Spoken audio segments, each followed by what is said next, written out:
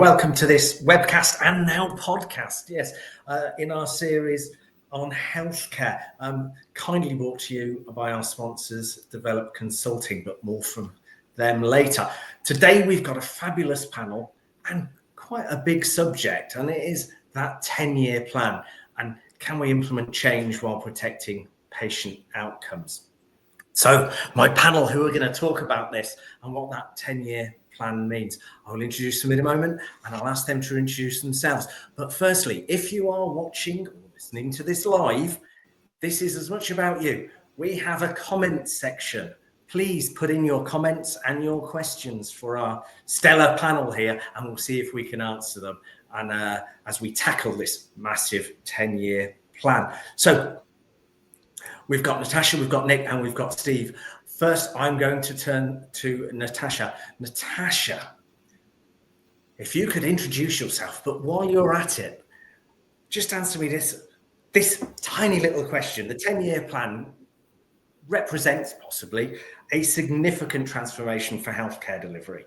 Can you share your initial thoughts on the plan and what you see as the most vital and significant opportunity or challenge within it? Natasha, over to you. Thank you, Darren. So good afternoon, everyone. My name is Natasha Bahel. I'm a GP partner in Solihull at Solihull Healthcare Partnership, and I also have an additional role as the clinical lead for workforce at Birmingham and Solihull ICS. So I'm going to answer your question, Darren, with my workforce hat on, which I think is crucial to this plan. So I'll start with the challenge first. So I think the challenge from my perspective is in the workforce sustainability, just not in terms of your recruitment and your retention, but also ensuring that the workforce is supported and is skilled and resilient enough to deliver on this ambition. But on the other hand, I'm going to end on a more positive note. I think the significant opportunity, though, is to really, truly redefine our roles and care models. So this plan encourages us to think creatively about how to use our multidisciplinary team, how to embrace digital innovation, and to embrace those community partnerships to address population health and in turn patient outcomes as well. So I believe if it's implemented thoughtfully, it can create a more equitable, person-centered system that values prevention as much as treatment. And I think for me, that's extremely exciting. Thanks for that, Natasha. Next on our panel, Nick Downham, introduce yourself. Same question, what are those challenges? What are those opportunities? Do you see the 10-year plan as genuinely a revolutionary, once in a generational thing? And what's your answer to some of Natasha's points there? Thank you, Darren. So hello, everybody. My name's Nick. I'm an independent healthcare improvement, OD and leadership specialist. And I believe passionately in the role amazing public services play in helping people live good and healthy lives. I spend most of my time helping health and social care organisations directly or at scale and in teaching on things like clinical leadership programmes with the ever-present challenges of effectiveness, access, efficiency, fairness and experience, and also co-author of the book Improving Quality in Healthcare, published by Sage. So in terms of your question, in terms of my overall sort of feelings around the 10-year plan and the challenges and opportunities, I think there's a lot of opportunity there, okay? And I think the challenge I'd like to talk about is both a challenge and an opportunity, and that's one of interpretation. So as someone described the 10-year plan, it's a brochure of intent at the moment. There's been lots of commentary, and many people have said it's light on implementation, detail, and plan. Okay, and there's also much commentary on the fact there's some curious absences, such as not a lot of detail linking poverty to health outcomes. That said, it's still legitimised as a lot of important direction. Okay, so in this period there's a gap, okay, where there's between the intention and the plan. Okay, and I think that's an opportunity for providers at all levels to get ahead of that agenda, because the plan legitimises a lot of things I think we've all been hoping for. Okay, in terms of care in the community and greater prevention, addressing more effective models, addressing the main killers, that kind of thing. Okay, but with underpinning all of those themes, there's the theme of co-ownership of health. Okay, so underpinning care in the community, underpinning prevention, underpinning older people's health, underpinning the major killers, underpinning access. Okay, co-ownership of health is one of the ways we see our way through that. Quite frankly, we can't outrun ill health with a reactive model. Okay, so in terms of our interpretation, this profound shift towards co-ownership of health requires us to move from a deficit model, so to do for people, to fix people, to an asset-based model, to do with, to support people in their health. Okay, and you see this principle in all of the world-class healthcare systems around the world. Now, despite this noble intention, that requires us to let go of a lot as a system. Okay, so no one's going to disagree with the intentions, but what it does in order to get to this notion of co-ownership of health outcomes, we as a system at all levels, whether we're a individual GP or another clinician, whether we're a PCN, whether we're a practice, whether we're at ICB, whether we're the centre, we have to let go of what we are familiar with in terms of control, in terms of activity measurement, in terms of perhaps paternalistic health models, simplistic solutions, linear cause and effect. All of those things we have to let go of, okay, in order to interpret this correctly. Otherwise, all we end up doing is a rearrangement of the deck chairs.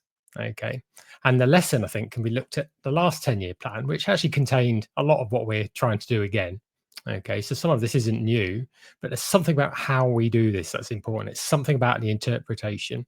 And so that notion of control and specification top down at all levels, that's not just the centre, that's within individual practices, for example, really, really matters.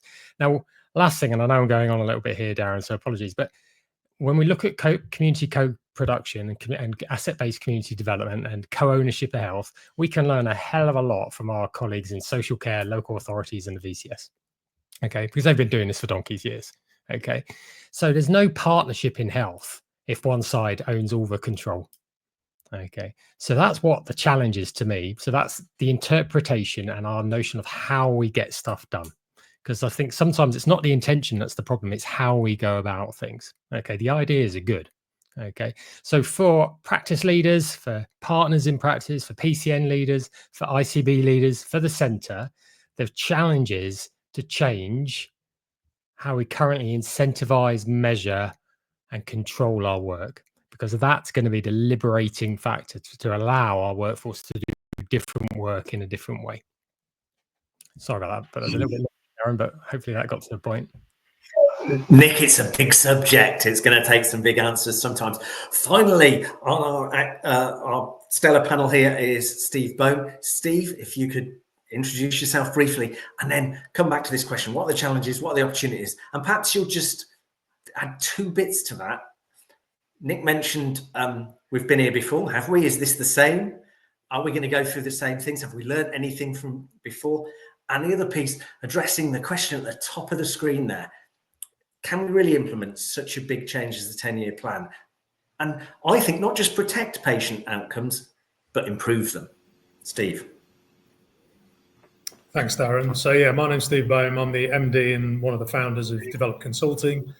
We've worked in healthcare for over 20 years, and we're known for writing some of the national programs, currently delivering a national program with GP practices, and we've worked with about 50% of GP practices and 50 acutes. We've also worked internationally in healthcare as well. I agree with Natasha and Nick. The 10-year plan has been long awaited. There's a lot of things in there that are the same as the last 10-year plan. The push to go more patient-centric is absolutely needed. Push things to community, put the care where the care is needed for families and communities. The big problem with the last 10-year plan was exactly Nick's point, is how do you get the commissioning to support that? Because the money doesn't follow the patient, and we push the patient around our current system. So getting leaders to think about how to design processes, provision around the patient, families and carers, etc., is the big challenge. How that happens is a bigger challenge. The workforce in the NHS are already stretched. They've been stretched again with cuts at ICB level, cuts in local authority, etc., not just budgetary, but physical cuts in terms of workforce. So how do you give people the space to think about redesigning the system whilst very, very busy with the day job and just trying to keep things on track currently? So that's the biggest challenge. And within that, Darren, absolutely to your point, how do we protect patient outcomes? Because we cannot stop the system. We cannot stop the hospitals, the GP practices, the community centres whilst we do this. So we've got to kind of, there's a famous saying, you can't build the aeroplane while flying it. And that's what we've got to try and do. So we've got to try and square that circle. Thanks, Steve. Now, I'm really keen for all our viewers and listeners that we touch on some very specifics, because this is a big subject. One of the things that jumps out of me, well, there's several things that jump out of the 10-year plan, there's digital or whatever, but is the subject of neighbourhood teams. Now, have we seen this before? Is that something? Natasha, from your perspective, in general practice, as an expert in workforce, what does neighbourhood teams mean to you? Because it doesn't seem to have really been defined. What does it mean to you, and what would that approach mean from a workforce perspective, but also for a patient? Thank you, Darren. So I think we know the definition of the neighbourhood team is circa 30 to 50,000 patients, and the idea is that these services wrap around the patient in their local area. I think actually where I am from, Birmingham and Solihull, we do have an integrated neighbourhood team which is doing extremely well and has been nationally cited, and that's our Washwood Heath site over in East Birmingham. And I think that is being used as a blueprint for an integrated neighbourhood team. So for the purpose of the audience who may not be familiar, this neighbourhood team is in a purpose-built building. It's based in East Birmingham, so just near the Heartlands Hospital, which is one of the busiest hospitals in the city. And its priorities have focused mainly around respiratory. So I think with the principles of a neighbourhood team, you're looking at what is it that particular neighbourhood team needs to serve. That needs to, your purpose, your vision, your mission has to be stated from the beginning. And they've decided to focus on respiratory health. And now in that building, they've got access to consultants, nurses, GPs, physiotherapy, imaging, and it's all co-located in one building. And as a result of that, now they've really managed to reduce emergency admissions, and more than that, which I think something that has been criticized in this plan is around access. And is it just about that acute access? No, they've actually managed to do that case study and case finding to find those patients that are bouncing in and out of hospital, that are quite poorly with their respiratory health, and have a proactive approach to them. And hopefully we'll reap the benefits of that, particularly over winter pressures in the next few months. So for me, I think we're fortunate in Birmingham that we have a blueprint there in terms of what that could be. And now we're looking to model those INTs across the city. So where I work in Solihull, for instance, frailty is a particular area and a particular need. And I think that's the beauty of these neighbourhood teams, is that they're not prescriptive. It's about working in no longer working in silos, but coming together as a team and determining your priorities. You asked about workforce. I think that's the challenge, because how is this workforce mobilized? I think, we're going to see more of that multidisciplinary teams. I actually suspect roles such as the care coordinators and social prescribers to be at the forefront of how we run these centres. But of course, it means sort of bringing people out of secondary care or taking into primary care. And I'm getting that criticism time and time again. Are we just, robbing Peter to pay Paul? But I think we have to work as a team. We have to support infrastructure. So a huge hurdle has been sort of data governance, data sharing, getting everyone speaking from the same computer system, talking to one another, and then getting people to work at the top of their license. And we know that what helps with retention in recruitment is giving people the opportunities to train, to have more interesting careers, whether that's more portfolio based, and working as an MDT. And I think the MDT approach will be central to the delivery of these neighbourhood teams. Thanks, Natasha. Steve Bowman, I'm going to come to you next on a similar line around these neighbourhood teams, on what you think they look like. And I think you may have, is this new, or is this something that's been tried in different places? I think you worked in the Isle of Wight before, where they did something a bit higher up. What do you think neighbourhood teams means, and what do you think are the key essentials that need to be put in place to make sure they actually deliver? Yeah, I'd agree with Natasha's comments. So neighbourhood teams are not new. People, we've had place, we've had neighbourhoods, we've had care coordinators, we've had many things built towards this. So to define them in a better way is a positive thing, and to invest in them is a positive thing.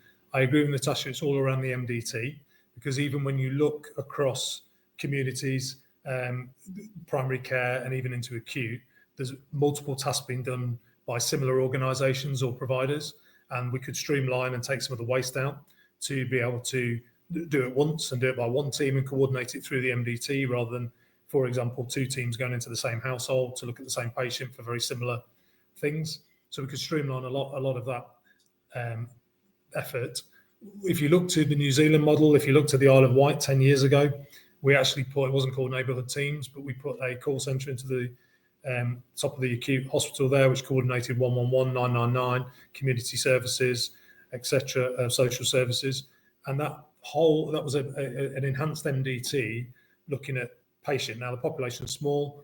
It was a way of coordinating the care, not duplicating, because resources were quite limited on the island. But the benefits to the patient and to the system and to the staff was enormous, because it was all about communication around that patient and those conditions. To Natasha's point also, I think the first thing you've got to do with neighbourhood teams in trying to define the provision for neighbourhoods is look at what is your population, because a population and demographic inequality within health within a Birmingham region, for example, and even parts of Birmingham, is very, very different to a more rural area such as Warwick or Hereford, close to Birmingham. And it's the same across the country, in England. So you've got to define what does our population need, what services can we provide, who is best to provide, who is best to lead, coordinate, and how do we make best use of the limited resources we've got to maximise efficiency, productivity, which is a big buzzword again, back into the NHS with the report earlier last week.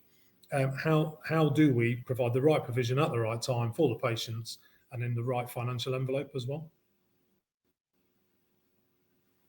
Thanks, Steve. Nick, similar question, but is there just any blockers? What's going to be the problem that people really need to grapple to make sure that neighbourhood teams aren't just a new sign on a door, they actually deliver a change? Great question, because I think meaning comes into this, doesn't it? And interpretation again. When I've been working quite intensively with different regions on their neighbourhood team implementation, and of course, this is part of a wider neighbourhood health strategy for most places. And we get tangled up in the two things, and they do interplay. They are interconnected, but they're not necessarily the same thing. So if you think right back to the start of the notion of neighbourhood teams. This came off the back of the Full of Stocktake 3-4 years ago. It was aimed at complex folk in the community. Okay. And this is generally people that individual professions or services cannot hold or help on their own. Okay. I think there's a tipping point here. So I think I don't want to use the word criteria, but I think there's some sort of sanity checks here in terms of what is neighbourhood teamwork and what isn't. So I'm talking about the very complex folk here. So for example, one of the sanity checks to make sure, and remember, we have a tendency in our systems of care to drag work up, right, to the highest level of specialism. It's like gravity, okay? We drag work up. So anything new and shiny tends to get filled up with whether it's the right work or not. Okay, so one of our little sanity checks is only meeting with our neighbourhood team, only meeting needs that you can only meet with a team-based response. You don't want to use a team-based response if you can meet that need in a simpler way. Okay, so for example, a general practitioner on their own, helping that person really effectively, perhaps with the help of a care coordinator. Okay, so we're going to need to be super sure we're not dragging work up to a team-based response, because teams are not free. Teams have consequence. Teams require a load of effort and coordination. They need to mutually adjust. So they are a relatively complex way of delivering care. Okay, so if we can do it simpler, then great. Okay, the second thing we need to really consider is that context and the environment, okay, is one of the main determinants for the complexity. Okay, single providers tend to be able to hold patients pretty well, like a general practice, tend to be able to hold patients pretty well if they have sort of straightforward biomedical needs. Okay, we tend to be able to hold very, very high levels of complexity. Where complexity is confounding and where we have problems as a system is where they have social complexity.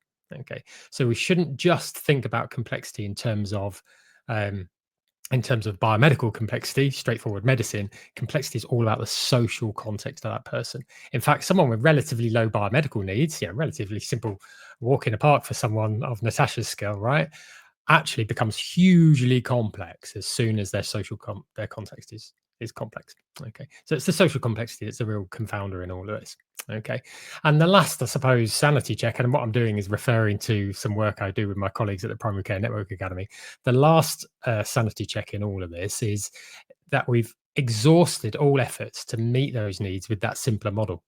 Okay, so going back to my point about the general practitioner, for example, or the district nurse or whoever it might be, currently they are constrained by the rules of the game they have to work in. I firmly believe that those individual practitioners, those super generalists, can actually do even more incredible work if we liberate them.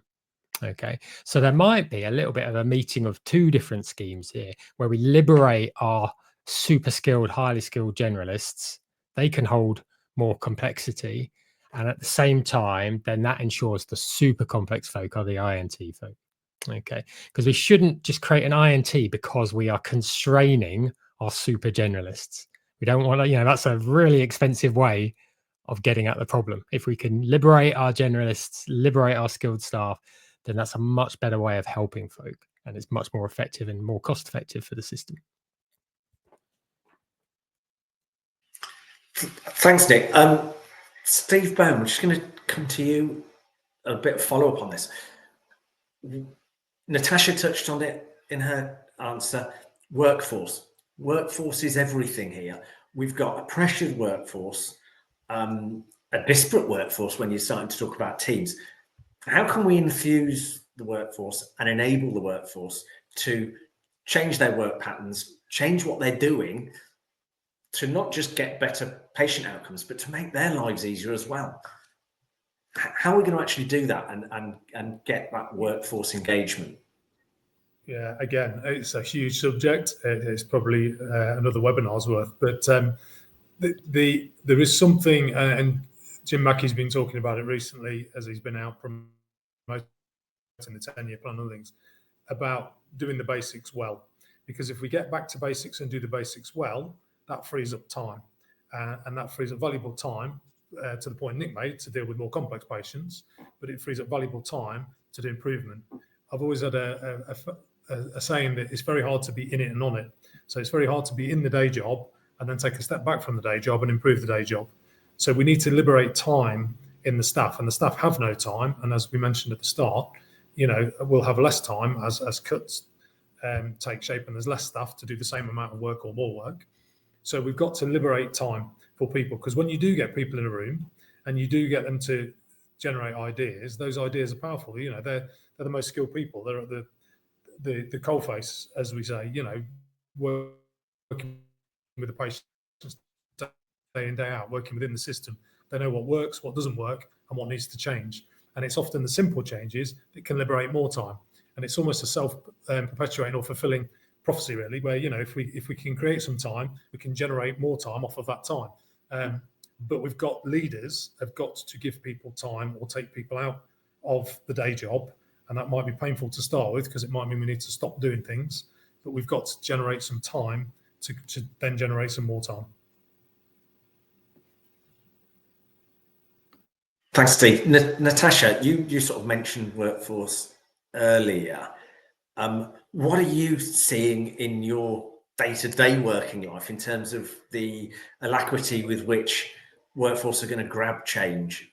Because we've been through a lot and there is so much pressure. Are they willing to take this on? Is it a challenge they're ready to meet? And how can they make it easier for themselves?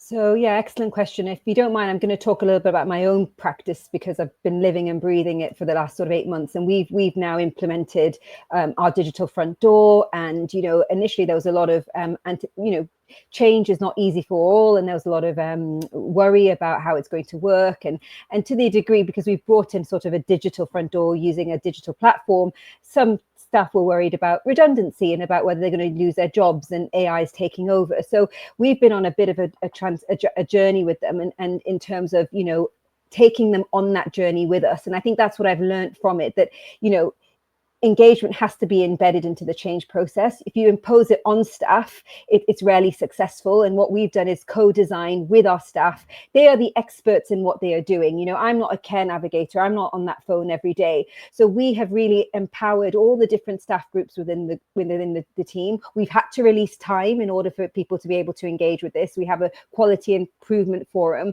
where there's a voice from every staff group within my organization.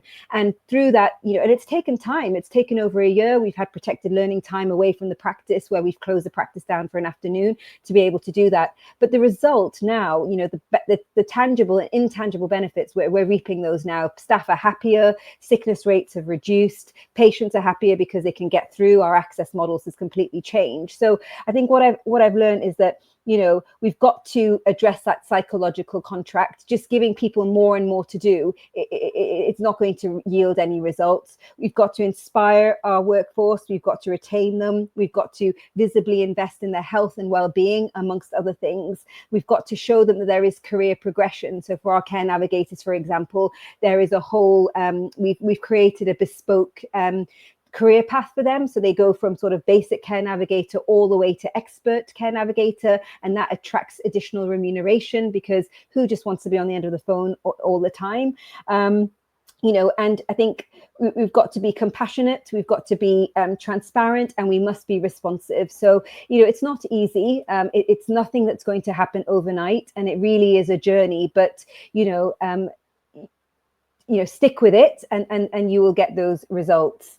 And as I said, in short, transformation can't happen to the workforce. It needs to happen with the workforce.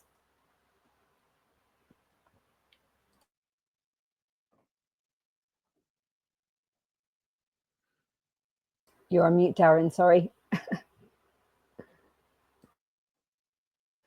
Not in the usual studio. Nick, just in terms of time, if you want to touch on workforce, and that's great, but I really want to get onto the subject of access, because we're talking about protecting patient outcomes. How much do you see access, and the plan talks about it a lot.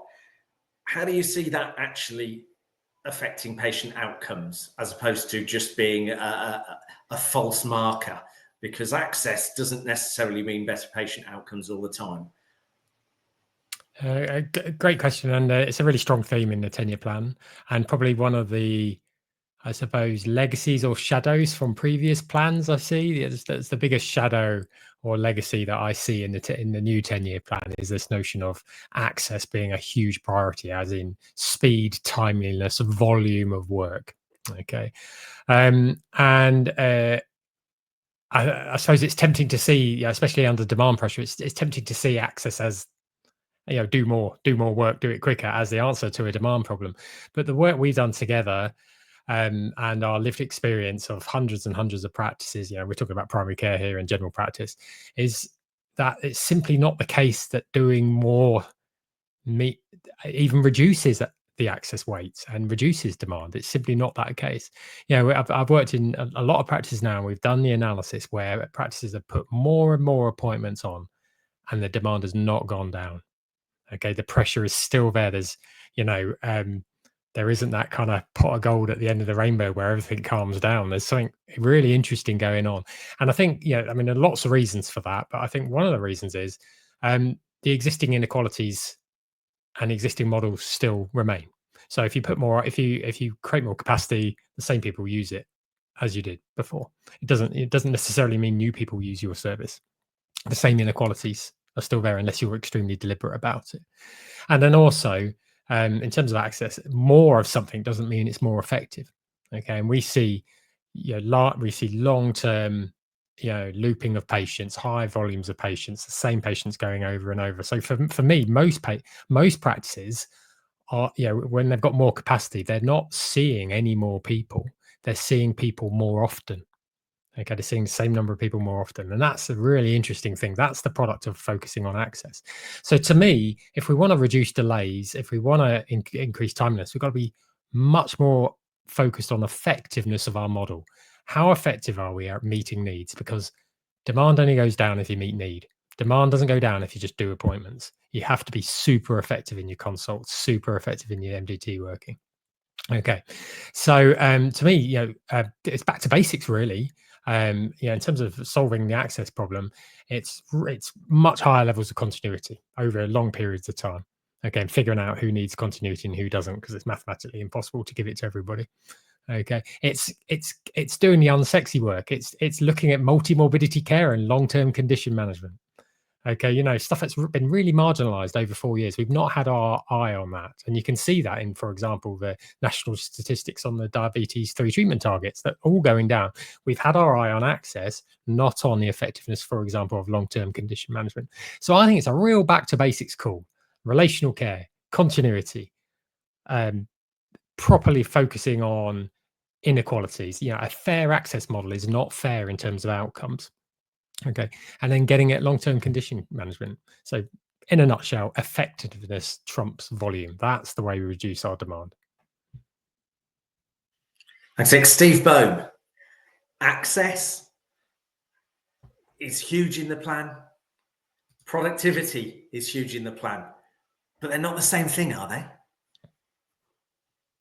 No, absolutely not the same thing. Just to carry on from what Nick was talking about, we've done some work in Yorkshire, and the volume of patients seen by a GP is around about the same as it was 5 years ago. However, we're not seeing new patients. We're actually seeing the same patients, which means then when you delve into the data and start looking at the statistics and start sort of dissecting the population, we're not dealing with people right first time. We're not dealing with people in the right way, because there's obviously a need for them to come back for more advice or secondary advice, etc., or more tests and things. So exactly to Nick's point, adding more capacity is not the answer.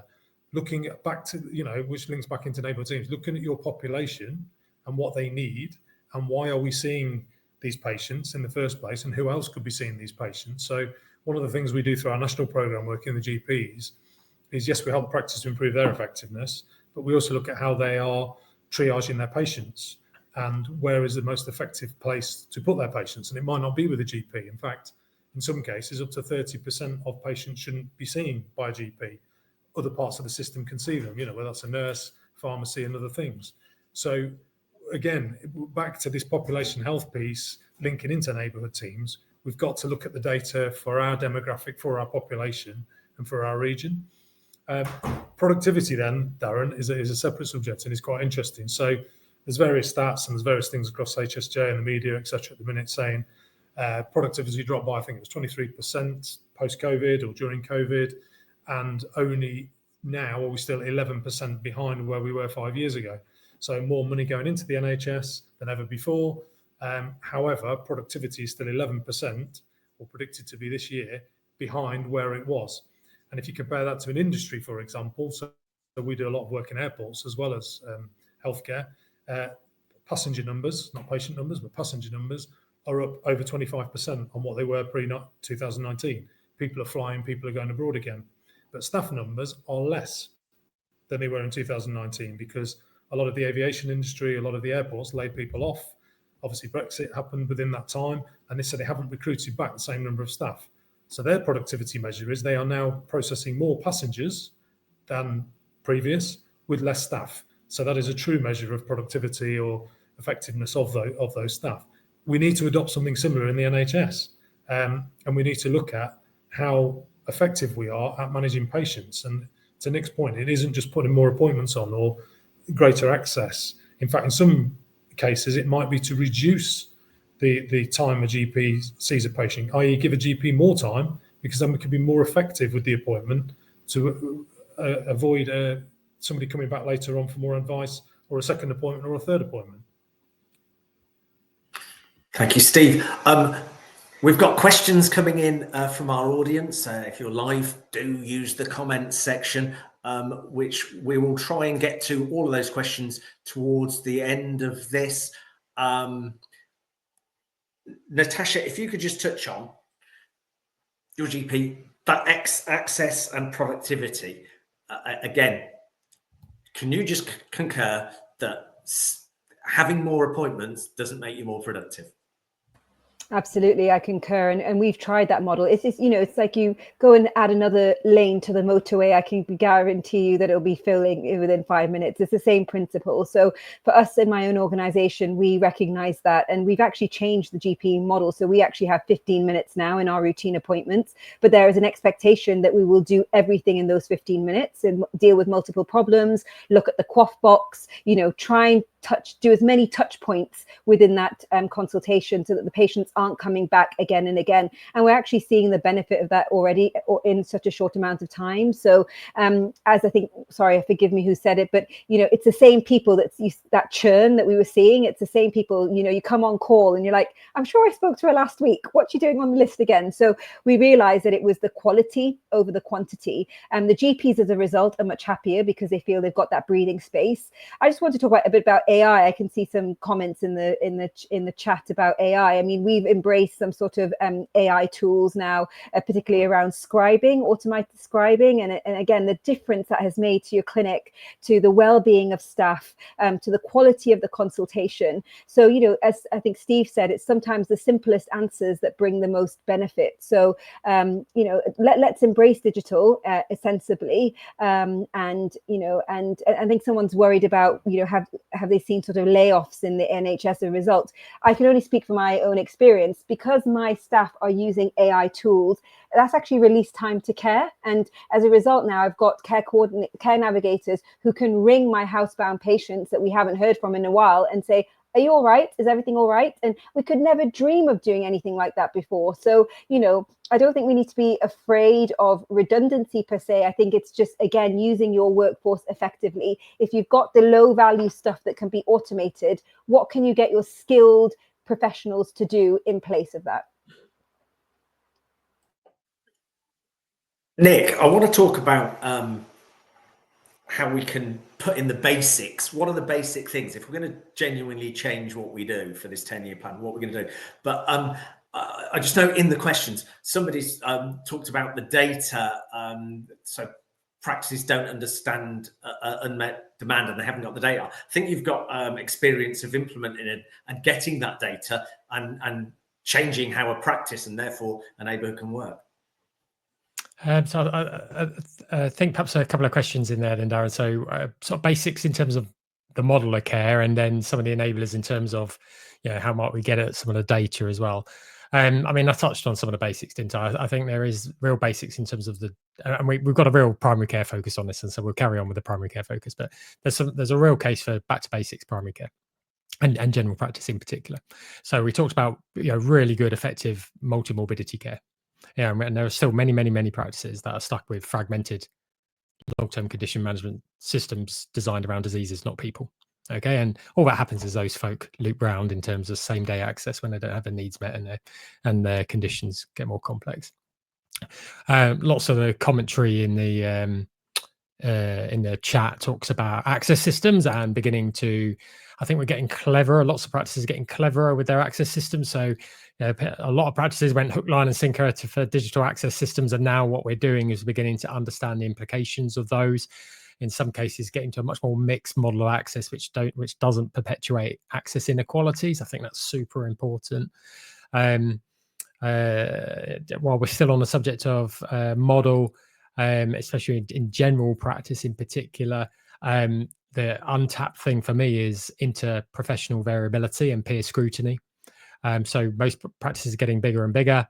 They have mixed model, multi-professional, multidisciplinary workforces, even within single disciplines, you know, building up the skills for proper generative peer challenge on consulting practice, I think is really important. After all, it's not managers that control resource use. It's not managers that control cost.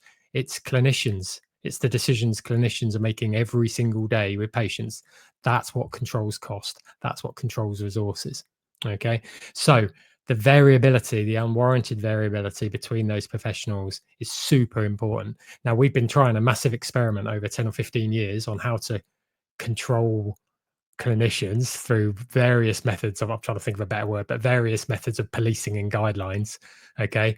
And I think where we're getting to is a glass ceiling with that. okay, in terms of variability and in terms of whether or not we're getting the right outcomes from that. I think the next level, and this is well documented in research, the next level is collective accountability and collective scrutiny. Okay, where we invest in the data and the skills of peer challenge, and that requires coaching, it requires data and all, to allow doctors to generatively scrutinize each other's work and begin to think about their consulting patterns and how they've been approaching their work over time. And when we've looked at just even the basic data on this in terms of referrals, prescribing, drug use, excuse me, next steps, decision making, all of these things, they vary a lot across professionals. And the only people who are really going to get into that, because it's multifactorial, it could be based on case mix, but the only people that are going to make inroads into that are the professions themselves. Okay, you can't do that piece externally. Okay, so we need to coach, support, and enable those professionals to begin asking questions of themselves and understand, why are we working as we are? Does that answer the question there, Darren? It certainly does. Natasha, what's your views on this? Is there some stuff, again, that we're already doing, or we just need to do more of? Those basics.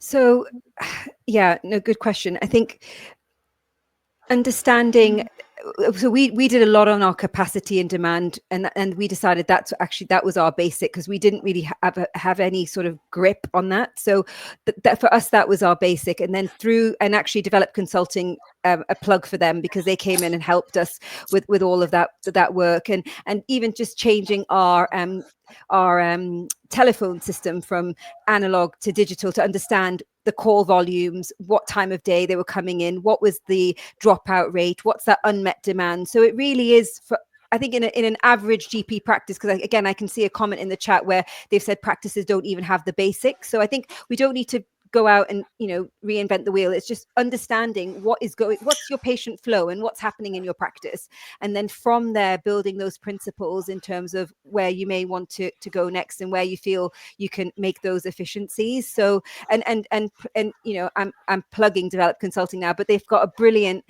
tool that we found particularly helpful to help us understand. And then once we had that intelligence, Develop Consulting again suggested areas for us to make those efficiencies and those quick wins, and then as a result we've evolved. I'm not sure if that answers your question, but it does, and it begs another question. Steve Bone, what's this tool? Yeah, so what's really interesting is, obviously we've got patient systems, and we've got lots of data on what we did with the patient once the patient was in the system. We have very little information about the true demand on a practice, and we're talking general practice here, because it's all of the the people that walk into the centre, or the people that ring up, to Natasha's point. Some of those get dealt with at the front desk and get repatriated or sent somewhere else, and we don't log that demand. So therefore that's hidden demand that we've dealt with, but we've not logged it. So therefore, when you say, well, how many patients have we managed within the appointments, etc., we've only got half the picture. So it's a very simple data capture tool to capture activity at GP level, activity at front desk level, activity within the practice and to other professionals, to then, as Natasha said, sit down and analyse that very quickly as a multidisciplinary team or as a practice, to say, okay, if that's the true demand, how are we managing this demand? How are we best to manage this demand? And then, eventually you're into patient management and dealing with, maybe putting people on different pathways or different ways of managing those patients to manage the demand against the capacity you've got, or increase the capacity in certain areas, take care of certain patient groups. I'm going to explain. Sorry, I was just going to say, the level of detail you get, even in terms of what are the conditions people are coming in with and what proportion are acute and chronic. That's actually, this data has helped us do my workforce modeling for my organization. So I know what sort of clinicians do I need, what specialists do I need within our practice. So it is really valuable. The level of detail you get is very granular. And thank you to my producer Claire. She's telling me that tool is called the Demand Capacity Optimization Tool, or DCOT. I'm sure they can contact somebody at Develop Consulting, can talk about that. That's really great. Right, I'm conscious of time. We've got 15 minutes left. There's a couple of bits I really want to touch on. And I do want to get to the questions on the comments that we've got. Lots of them from James. Thank you, James. Can we just touch on this patient outcomes piece? Because we really haven't quite, I think, bottomed out. How do we make sure the patients don't get lost in organisational change? Nick? You gave us a little bit of foresight for that question, didn't you? And so I've been sort of thinking about this as I was eating my Frosties this morning, Darren. And I was thinking about whether or not we give that question a fair shot. And what I mean by that is we often think about, oh, if we change things, outcomes are going to get worse, or we might risk something, or whatever it might be. But we also in this question about patient outcomes, we need to remember the current level of patient outcomes as well. So our system is creaking. If you look at the Imperial College in terms of the Imperial Health Partners studies on safety, for the first time in a long time, our levels of safety in our health system are beginning to decline. Okay, if you look at the Marmot's recent writing, our health inequalities and our life expectancy is declined for the first time in history, in recent history. Okay, so there's something really creaking about what's going on. If you talk to individual general practitioners and ask about MDT based care of complex folk, most would be dissatisfied with what happens. It's the reason complex care works is despite the system, not because of the system. It's because people figure out workarounds. They go out of their way to figure stuff out, despite the to beat the fragmentation of the system. So we need to be really careful about whether we're comparing apples with apples. We shouldn't be paralyzed in trying things in the right way because of a fear of changing something, because we need to be super realistic about the levels of quality we're currently achieving. Okay, so in terms of patient outcomes, I think a couple of the real foundations in terms of stuff that protects patient outcomes. The first would be is to ensure psychological safety of staff. Okay, so the buffer in all of this, the buffer that makes good care happen, is staff feeling psychologically safe in their decisions. That's decisions in leadership forums and management forums, but also decisions, generally with patients. Okay, the moment that is stripped out, and we strip that out because we wind up the production pressure handle, and we ask people to do more and more and more. The moment people feel psychologically unsafe, okay, is the moment we begin retreating back and only doing our bit. Okay, and we do the bare minimum because we're trying to protect ourselves as individuals in our work. And that's when that buffer of goodwill, that extra buffer of capability ends. And that's when I think patient outcomes really start getting harmed. Okay, so got to be super careful about enabling that notion of psychological safety. The other bit is, I think we have the opportunity to do two things at the same time. We do have the opportunity to change things while still running our current system, but we have to do things in the right way. So one of the things we talked about in a previous podcast was failure demand. So we believe, and through our data capture, 19% of all GP consults are failure demand. Okay, now if we were to strip out some of that's free capacity, that's without cost, we can get at that stuff, strip out that 19% of consults, okay, then what we do is we create headroom, okay, to not only change, okay, but also maintain the current quality or even increase it. Okay, so there'd be the three things. It's compare apples with apples, okay, be really honest about the current state, be super honest about the current state, okay, because that makes the future a little bit more palatable, and and making that change. Think about psychological safety, and then think about stripping out some failure demand, because I think that's going to give you the opportunity to do something different.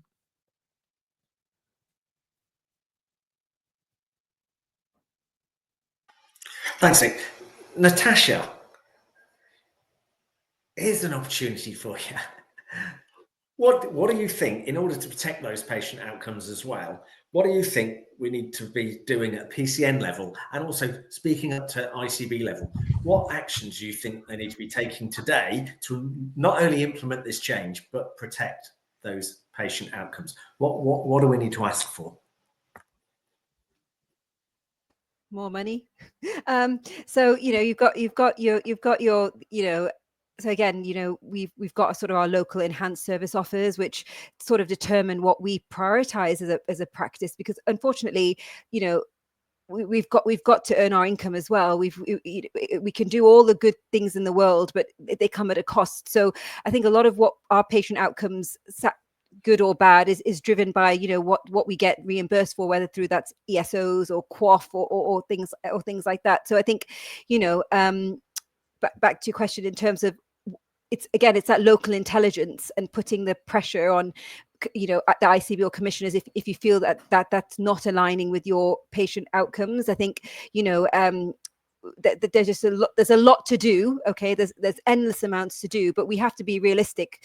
Primary care and GP surgeries are businesses at the end of the day, that we can't run in a deficit. It doesn't exist. So we can only, a lot of what we do is determined by how that money flows towards us.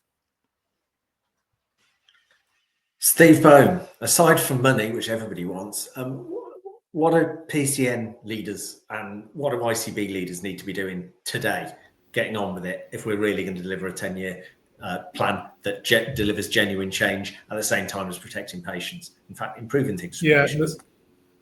So I think from an ICB level down, I think we need leadership to be brave. And despite waiting for the guidance later this year, waiting for the money to flow or not flow, I think we need leaders to be brave and set the direction, set the tone, and set that for their organisation as an ICB, which flows down to a PCN, which then flows down ultimately to providers. So that's the first thing. The second thing is, to Natasha's point earlier, I think we need to find ways of going back to basics and freeing up capacity. And to Nick's point, and that's a mixture of going back to basics, implementing new technologies like AI and things to not take jobs, but to free up mundane, repeatable tasks, to give our leaders, to give our clinicians, to give our staff more time to do improvement.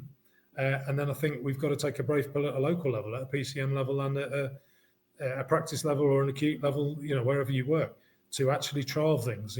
My background's Toyota, and the Japanese were very, very big on, we can trial things. And if they fail, that's fine. We learn from them and we fix them. But, we're not reckless. We don't take risks, but trial and error is okay. Now, in a workforce that's massively under the cosh and has got change fatigue, really, if we look at it, how do you instill that? Well, you instill that by leadership, giving people the opportunity, protecting the time, as we've talked about, making it a safe environment, to Nick's point, to want to make this change. And don't focus on the money and the quality, focus on the process, which will determine and drive the quality, and the money will fall out the back of it, subject to budgets and provision and contracts and things, to Natasha's point. So I think we've just got leadership. We've not got to wait for an excuse to do this. They've got to get on with it for their patch. And many leaders are across the UK. I mean, I work with many ICBs and ICB leaders, and they're getting on with neighbourhood teams regardless of the kind of national mandate. Thanks, Steve. I'm going to try and get onto the questions from the audience now. We've got lots from James and lots of comments as well. And we've got stuff from Wynne and from Lisa. Thank you for contributing. Steve, you mentioned tech. Nick, again, we're really close to the end. Very quickly, if we introduce loads of tech, the NHS app, what are we going to do? Because you've worked a lot in social care as well. What about the people that, well, my mother-in-law hasn't even got a mobile phone. How are we going to make sure that we're not leaving people behind and that doesn't create even bigger problems for the NHS? I think that goes back to my earlier point about mixed models. Okay, so, and also enabling. So loads of practices do the most amazing, and they work with VCS organisations and patient partnerships to do this, most amazing capability building when it comes to tech. Okay, so I think that's awesome. And you can bring a lot of people into that game and into being able to use the app and other systems, other digital access systems and digital ways of interacting with a service. But some won't. The digital inequalities are quite stark. No doubt we all come from a relatively privileged position, and sometimes you got to catch yourself in terms of some of your assumptions about digital access and the use of digital. So mixed models really matter. So lots of practices make very deliberate decisions to continue with telephone access systems which are slanted to those people with inequalities, of deliberately prioritizing access, which is of course what you have to do, because a fair offer is not fair. You have to prioritize certain groups in order to tackle inequalities. And so I think that it's perfectly possible for a practice to have, all singing and all dancing digital access system, but still have other channels which are focused on those who are disadvantaged. And that could be down to social context, or it could be hard of hearing, it could be physical health needs, or whatever it might be. Okay, I think the point about digital more fundamentally is the old rule of needs, function, form really matters. Okay, so it's great, a new piece of technology, but we've got to be clear on the needs it meets. What's the solution this is for? What's the exam question this answers? So there's some sort of very basics in terms of the managerial rigor in terms of thinking about these technologies in order to bring them in. That said, there's always a space for a disruptor. Okay, and we shouldn't shy away from that. So going back to your point, Steve, about taking risks and just trying things out, I think is super important as well. So a really fine balance. I'm not a particular expert in this thing, but I am super interested in the implication of technology on the model of care, and we have to be brave and careful and respectful at the same time with that. Thanks. Natasha, just to you, probably final question, just because of the time. I just want to touch on something James has mentioned, mental health services. As we talk neighbourhood teams, as we talk everything, mental health's always been this thing over here. How are we going to bring that in and make sure we deliver on that as well? Yeah, so I was pleased that earlier in the year we identified this new mental health A&Es, and I think that's positive news, particularly as a GP when you're trying to get someone help in an acute area. So obviously that's a slow burn. It's not something that's going to be done quickly, but I look forward to that, and I think that will be brilliant. In terms of mental health, of course, in primary care, we do have mental health coordinators. Usually they work, alongside your local community mental health trust. So again, it's about building those community partnerships, understanding the demand of your local area, and then capitalizing on it. Again, they're a very stretched workforce, usually chronically underfunded. So it's about sort of thinking about creative ways to work together. And as Nick said, we can't offer the golden service to all. It's about sort of risk stratifying and do proactive case finding.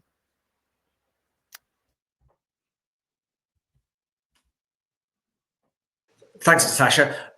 Time has caught up with us, I'm afraid. I think we've got a subject that we could have spoken about for hours, frankly. I'm delighted to say there'll be other things. I do have to take this opportunity because without them, we couldn't do it. Steve Bohm, Develop Consulting, you get your chance to do your advert. Tell us about Develop Consulting. Tell us what they can do to help people actually implement the 10-year plan rather than write reports about it. Thank you, Darren, and thank you everybody for attending, and thank you to the panel for their contributions. Much appreciated. So look, 10-year plan, we've been waiting for it for a long time. We're working with various ICB leaders. We're currently running a national programme with GPs. We're hoping that will get extended and continues because it backs into neighbourhood teams very well. It's almost a precursor to. We're going to continue that great work. We are getting more and more interested and more pull to get back into some of the other areas of the health service, so acute and other areas, community and other parts. But what we're really going to focus on in the next 6 months is neighbourhood teams and helping ICBs to really define what their neighbourhood team is, where they are currently and the great work that they may have done already, and then where they want to get to and how do they enable that. And as the panel have talked about, that will be everything from process redesign, pathway redesign, patient repatriation, through to technology, AI, etc.